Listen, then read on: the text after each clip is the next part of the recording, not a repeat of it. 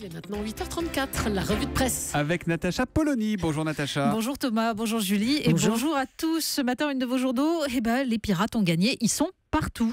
Le Télégramme, cyberattaque au programme, les dernières nouvelles d'Alsace, l'écran noir des pirates. Le Figaro, cyberattaque, la nouvelle arme des djihadistes. Le Parisien, cyber-djihadisme, la guerre invisible. Alors pour nous protéger, à quoi va-t-il falloir renoncer? Marianne passe au crible la loi sur le renseignement, mais aussi nos servitudes volontaires et connectées, menaces sur nos libertés. Libération fait sa une sur le racisme ce matin. Ah oui, Libération est loin de ses réflexions parce que le sujet ce matin, il est simple. Les Français ne sont pas tout blancs. Oui, les Français sont coupables, ils sont racistes. En illustration, un militant identitaire, masque bleu, blanc, rouge et capuche, en train de faire une quenelle. En fait, il s'agit d'une enquête annuelle de la Commission consultative des droits de l'homme fondée sur différentes données. La première, 7 personnes sur 10 estiment qu'il y a trop d'immigrés en France, ce qui est forcément une preuve de racisme. Et puis un leitmotiv sur 6 pages, la parole se libère. Bon, le sondage montre que l'indice de tolérance augmente, qu'après les attentats de janvier, les gens ont montré davantage de respect et d'acceptation envers les minorités. Il montre même que si les actes antisémites augmentent, la réprobation contre l'antisémitisme augmente aussi. Mais peu importe. D'ailleurs, l'étude ne prend pas la peine, comme l'avait fait un sondage récent, de se demander dans quelle frange de la population l'antisémitisme est le plus prégnant. Et puis un chercheur l'affirme dans les pages de Libé. Aujourd'hui, il existe un racisme subtil qui consiste à se cacher derrière de bons arguments pour masquer ses préjugés. Par exemple, s'opposer au voile intégral en disant qu'il s'agit d'un acte de soumission des femmes. La vraie raison est le rejet de l'islam en bloc.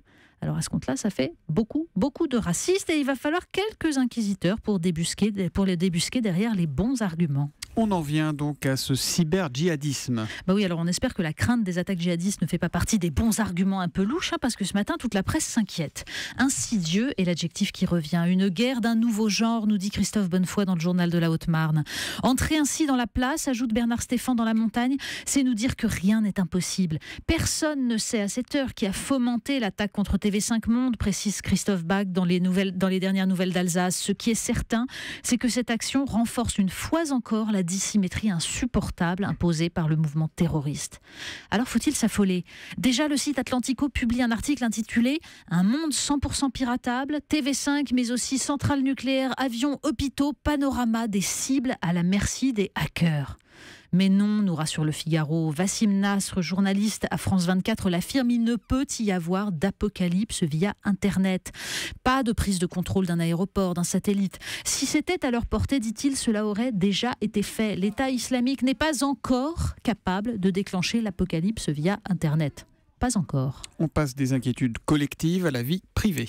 Mais oui, le fantasme de mort porté par l'État islamique, le professeur Jacques Testard l'analyse de très belle façon dans une tribune publiée dans Marianne. Et il le relie au fantasme de vaincre la mort qui est à l'œuvre dans le transhumanisme porté par les nouvelles technologies et par les géants du net. Il n'y a pas de hasard à voir ces problématiques se rejoindre. D'ailleurs, Marianne consacre son dossier de une à tous ces reculs de la vie privée qui nous menacent. À travers la loi sur le renseignement, bien sûr, fille des attaques djihadistes réelles ou virtuelles. À travers aussi l'extension du principe de précaution, désormais défini comme une façon pour l'État de diriger nos comportements. On ajoutera bien sûr l'acceptation volontaire de cette abolition de la vie privée, un consentement que nous donnons à chaque fois, par exemple, que nous nous connectons, que nous donnons nos propres coordonnées sur smartphone, etc. Le site Atlantico nous prévient d'ailleurs. Le titre de l'article est amusant. Pourquoi les amateurs de porno en ligne feraient bien de se préoccuper sérieusement du risque d'étalage de leurs habitudes en place publique?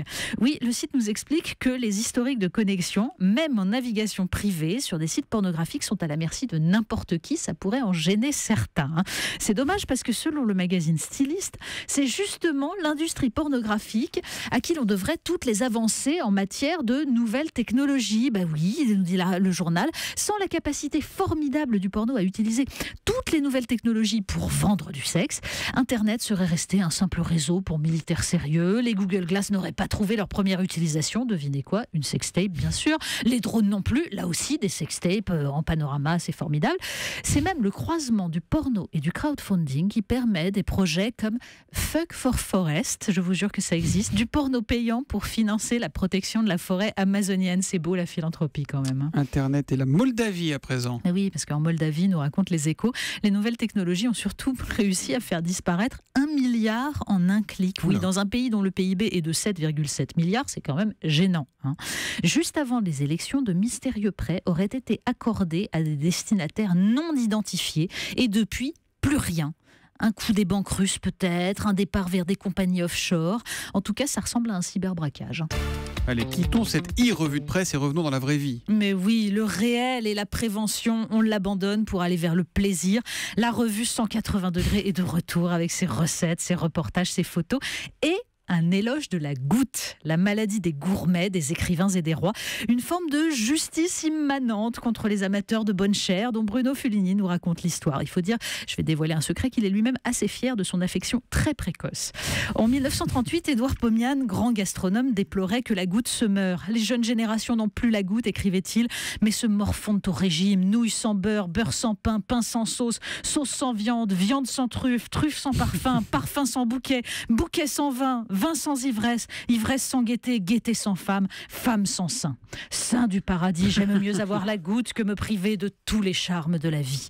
Oui, c'est beau, c'est un hymne à la vie privée, à la vie tout court, contre les précautions, contre l'ennui et contre l'idéologie de mort. On vous apporte tout de suite votre entrecôte, ma chère Natacha. J'espère bien. Vous la mangez le temps que Nicolas Canteloup arrive. La revue de presse de Natacha Polony tous les matins à 8h30 sur Europe 1. Lundi, Natacha. À lundi.